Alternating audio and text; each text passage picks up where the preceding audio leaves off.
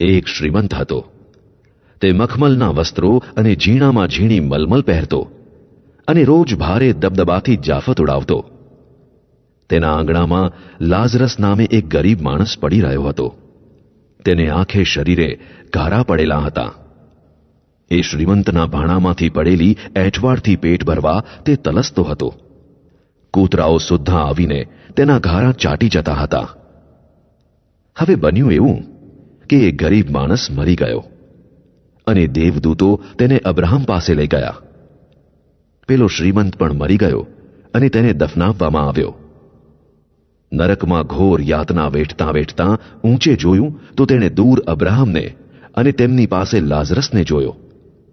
તે મોટેથી બોલી ઉઠ્યો, પિતા અબ્રાહમ, મારા ઉપર દયા લાવો અને લાઝરસને મોકલો કે તે પોતાની આંગળીનું ટેરવું એ પાણીમાં બોળીને મારી જીભને ઠારે, કારણ હું આ જ્વાળામાં રીબાઈ રહ્યો છું.